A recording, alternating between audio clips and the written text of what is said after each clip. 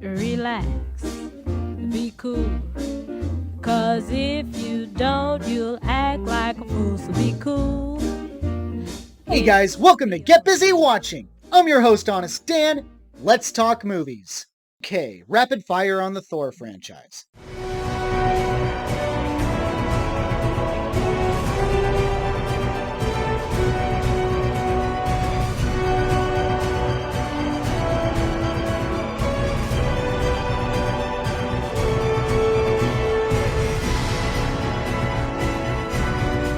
The first one. It's okay, a strong 3 out of 5.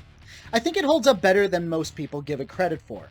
Hemsworth is absolutely charming, and the humor mostly landed with me. Despite how gorgeous the world of Asgard is, I deeply hated how stupid Odin was, and I don't necessarily blame Loki for being hurt by what he learns about himself. Though I question just how much his heritage truly means to him to go off the deep end, the dynamic between Loki and Thor was pretty good. Unlike most, I did enjoy the romance between Thor and Jane Foster, and thought the final act was very well done. And, I'm dying on this hill, the score by Patrick Doyle is one of the MCU's all-time best scores.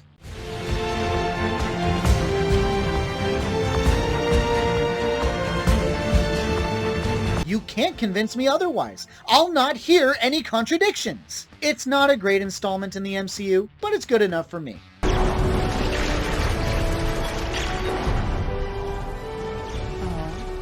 my God. Dark World. Many say it's the weakest installment in the MCU, but I disagree. I actually think it's the best one. See, when you really break it down... I'm sorry, I tried to troll you guys, but I can't. No, Dark World is not good. In my opinion, it's the most boring film in the MCU, making it the second worst in the franchise. Personally, I hate Iron Man 3 more, but this was bad, and this is mostly due to the mishandling of the villain. The writing was absolutely atrocious. The climax is bland and utterly forgettable outside of poor Mjolnir trying to get back to Thor, and while I didn't have a problem with Kat Dennings in the first movie, I had all the problems with her in this one, which extends double to Stellan Skarsgård. Jesus Christ, what the hell, man? I admit that Loki was funny, Hemsworth was still pretty good, you get a few solid effects here and there, and once again, I really like the score, this time by Brian Tyler.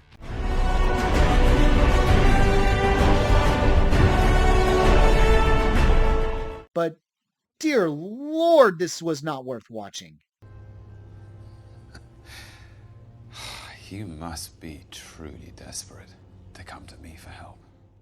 RAGNAROK, the undisputed champ that brought the Thor franchise back from the brink and became among my top favorite of the MCU flicks. The humor was a breath of fresh air. Hemsworth and Hiddleston are amazing. I adored Hulk. Valkyrie was a fun addition, especially Cate Blanchett. Still one of the best villains of the MCU. And oh my god, the Wizard of Oz himself, Jeff Goldblum, absolutely stole the show. I love it to the sun and back. There's so much to gush over that I really wish I made a dedicated review on it. It's the best Thor movie and one of my favorites in the MCU. Too bad the score isn't as memorable this time though. Though the soundtrack's pretty good. So I went to pick up the snake to admire it, and he transformed back into himself and he was like, "Yeah, it's me!" And he stabbed me. We were 8 at the time. Now, here we are. Truth be told, I was a little skeptical about this one. I don't know, man. As much as I love Natalie Portman, I just thought that we all moved on from her. It just feels weird that she's back. And not to mention, in the years since Dark World, she's not had the nicest things to say about being in the MCU. Not to mention, this movie is taking inspiration from one of the more maligned retcons in the Thor comics, where Jane Foster becomes Thor. Not Lady Thor, but just she's Thor now. Thor is his name, not his title. This is weird. And from what I understand, comic book fans agreed with me. So, correct me if I'm wrong, but I feel like that comic book came out a little bit before woke culture, or at least at the start of it. It's just weird, man. It's so goddamn weird. I'm of two minds about this. See, I like Taika Waititi as both a filmmaker and as an actor. But dear God, he's got tweets that need to land him in timeout. He needs his Twitter taken away from him. But more glaringly, the MCU has kind of devolved into the not so affectionately named MCU. And honestly, Phase 4 has been really bad, even worse than Phase 2. And it just feels like everything's been lame so far. Black Widow, Doctor Strange 2, and it just doesn't feel like Thor Love and Thunder is going to be any different. I do not doubt that I'm going to find some level of entertainment here. It's Taika Waititi. Come on, he can't be that incompetent of a filmmaker. He knows his way around jokes, but like I said, I'm skeptical. But enough jabbering, let's talk about the movie. This is my honest opinion of Thor Love and Thunder.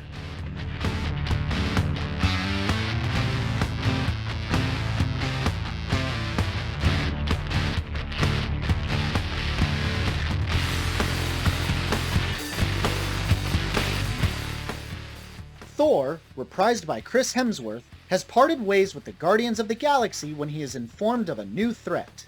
Gorr the God Butcher, played by Christian Bale, is on a rampage to kill every god that he can find and has set his eyes on Asgard. Returning to Earth to protect it, he finds that he's not alone. In addition to King Valkyrie, reprised by Tessa Thompson, his old flame, Dr. Jane Foster, reprised by Natalie Portman, has been imbued with the powers of Thor via a reforged Mjolnir and now goes by the name Mighty Thor. Though they save New Asgard, Gorr manages to kidnap all of the Asgardian children and has taken them to the Shadow Realm. Knowing that's where he'll be most powerful, Thor and his allies must assemble an army of what gods remain to take on Gorr. Blah. It's so disappointing. Phase 4, why? Alright, let's just get into this stinker.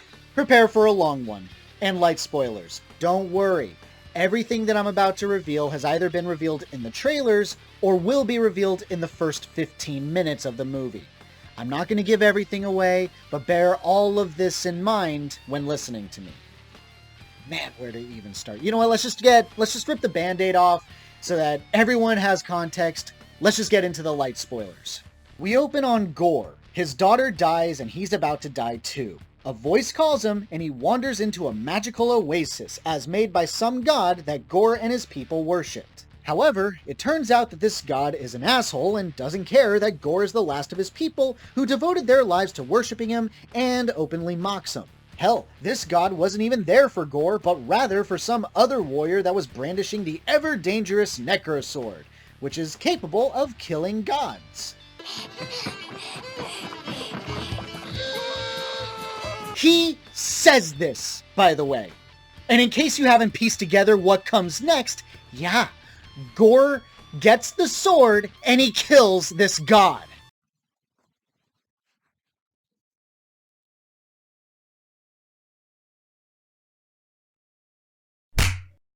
Just how dumb are you? Mr. God, you're openly making fun of a man who has lost everything. He is emotionally distraught, you don't care, and you basically just told him how to kill you. What happened to good writing? Seriously.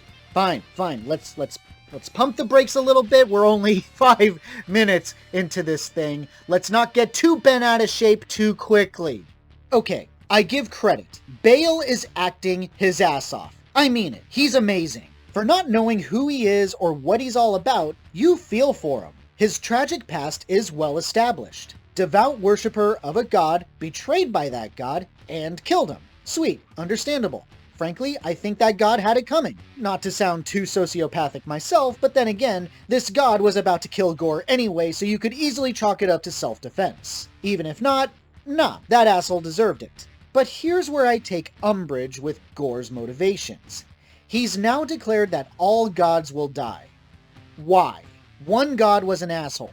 His god. Not all gods are created equal. Okay, sure, someone's probably going to point out that the Necrosword corrupts its wielder, but what exactly does that mean? Like, the sword is making him homicidal?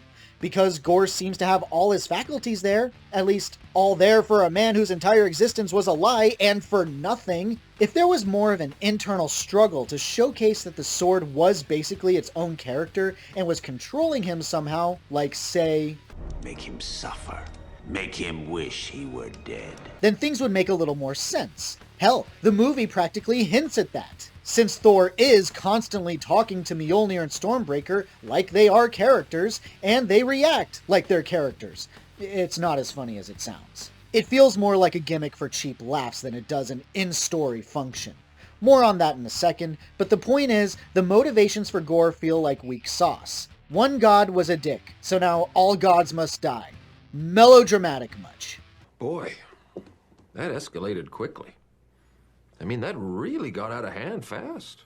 First 5 minutes, folks! Buckle in, because it ain't getting any better. So fast forward, we catch up with Jane Foster. She's dying of cancer. Stage 4. Darcy, reprised by Kat Dennings, appears for this one and only scene. For some, this might be for the best, considering how insufferable she was in Dark World, but I don't know, she wasn't insufferable here for the most part. She seemed like she genuinely cared about her friend. The writing just seemed like they finally made her a real person. Plus, I like Kat Dennings, so sad Peruvian boy that she's only in this one scene.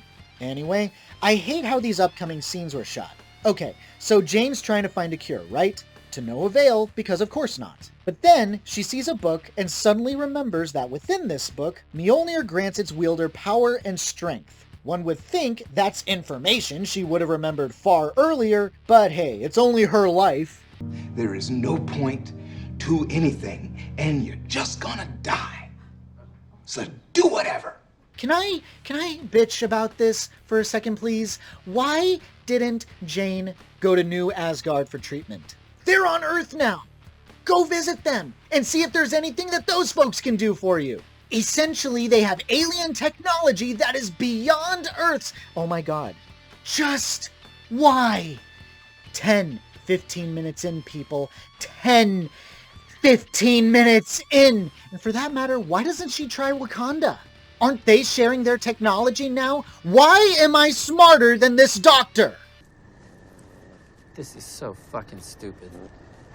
I guess I should be a little understanding because she does go to New Asgard to look at the broken Mjolnir, but this is a big problem all its own. So, Mjolnir is just magically reforged because Jane stood there.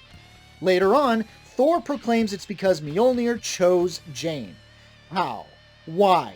It's a weapon. Why wasn't it made clear at any point in the MCU that these weapons have a mind of their own? Holy shit. Writers Waititi and Jennifer Caton Robinson, what the hell happened to your talent? I'm blaming Taika for this, since he's also the director and therefore has the most creative control. You suck, you jackass. And here's a particular point of aggravation. Jane just calls herself Mighty Thor. She calls herself that. Someone explain this to me. Thor is not his title, it's his name. The narcissism here, man. I didn't think much about the wokeness in this moment when I was watching it, but now that I've had some time to think about this is kind of creepy. I mean, I don't know if it's nearly as bad as... Who are you? Rey Skywalker. But it ain't good! She has his powers, but she isn't him. There is precisely 0 point in this name change. And of course, King Valkyrie, don't even get me started on Thompson in this one. She's about as unbearable as she was in Men in Black International. Are you a queen? Well, I mean, to the extent that all women are, yes. But of course she's all about the girl power. Yeah, the power of an Asgardian and one of the most powerful weapons in the MCU in the hands of some random stranger. Why question anything? Who cares? Goodbye. Okay, back on track with the plot. So, Thor returns to Earth to help Asgard being attacked by shadow monsters, as summoned by Gore. Again, picking nits here, I get that seeing Jane in his Thor getup is a shock to the system, but people are dying. Do your job as a hero and fight back, my dude! I'll save him! Eventually! But first, I think I'll finish this sandwich! Boy, you reach deep enough into your nostalgic memory and you can find all sorts of hidden gems. And yes, for the record, watching the Amanda Show's The Procrastinator superhero parody is more entertaining in its 3 minutes than this entire movie is in its 120. The bar for superhero movies was set in 1999. You gotta keep up, Waititi. Stop being old and acting like it. Anyway, back on track. Why does Gore kidnap the kids at the end of the invasion? I mean, Thor's right there. He had him dead to rights mostly. And since he can dive into his shadow and pop up wherever, getting behind him and stabbing him in the back should be as simple as can be. But no, we have to have an elaborate plan to lure him into his world, which still doesn't make sense, but let's carry on. Why, God? Wait! Wait. I almost forgot something important on New Asgard. Okay, so remember how funny it was to see the stage play of Dark World with Matt Damon and Luke Hemsworth? They come back, and this time they're doing one for Ragnarok. Want to know who plays Hela? Melissa McCarthy. I wish I was joking. And do you want to know who the director of the play is? Melissa's husband, Ben Falcone. Which, that can't be right. It was actually kind of funny. Okay, so, this is where Zeus, played by Russell Crowe, fits in. No one thinks it's a good idea to go to the Shadow Realm without an army of gods at their side. So, they go to this super secret hideout for the gods that haven't been killed. And lo and behold, it's all about Zeus's ego. Fitting then, that Crowe should be playing him with the hammiest accent you'll ever hear. He's basically got the same mindset as the Council from Mass Effect 3. The cruel and unfortunate truth is that while the Reapers focus on Earth, we can prepare and regroup. Except, Zeus is a cuck about it, rather than cowardly. One would think this would be an interesting exchange, since Thor is the Norse god of thunder, whereas Zeus is the Greek god of thunder. Thor even states that Zeus is a personal hero of his, which obviously doesn't hold up by the scene's end.